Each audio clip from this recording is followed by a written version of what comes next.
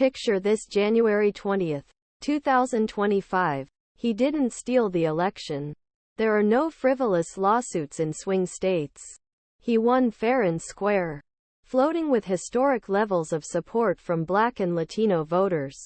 And that's not all. Trump's gains aren't limited to GOP-leaning states like Florida and Texas. They seem to be everywhere. Frightening harbinger for Democrats of things to come, a generational alignment that sees Republicans form multiracial working-class coalition that seizes control of the White House in the coming years. It's a future predicted by Patrick Ruffini, a Republican pollster and strategist. In his book Party of People Inside the Multiracial Populist Coalition Remaking GOP. The dream starts from a very real place. 2020 was a wake-up call for Democrats. Trump improved his 2016 performance with a number of voters of color, most dramatically narrowing the traditional advantage Democrats had with Latino and Hispanic voters.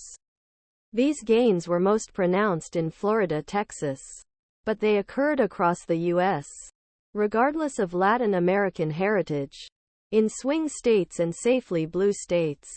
As Latino voter turnout rose to unprecedented levels, those gains have generally been squeezed into the 2022 midterms. Republicans hold about 39% of the national Latino vote, according to exit polls, and recent polling shows Biden consistently struggling to hold the support of Black and Latino voters in theoretical matchups against Trump and other GOP candidates.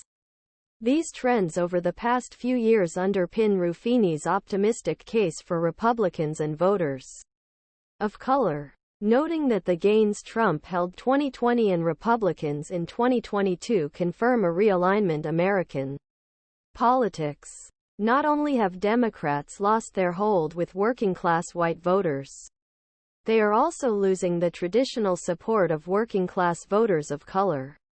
These shifts, he says, are sign of more general racial and ethnic realignment in American politics that could create permanent populist majority that delivers Republican victories in crucial swing states, and would put the GOP on path toward political dominance. He makes a compelling case. The data he compiled and analyzed unequivocally show a shift in non-white voting trends during the Trump years, with Democrats suffering a flaw from voters of color. But one or two elections does not define a realignment, and the future, especially in politics, is uncertain. Comprehensive claims require extensive evidence. Ruffini presents a solid case for Democratic concern, but the path he proposes for Republicans is less clear-cut, and there are still signs that this realignment could be something more minor. Ruffini was right. The diploma divide is a real problem for Democrats.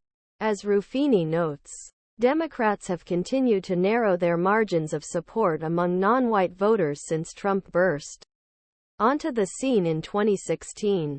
Exit voting and verified voter surveys show the undeniable fact that Trump performed better with voters of color in 2020 than in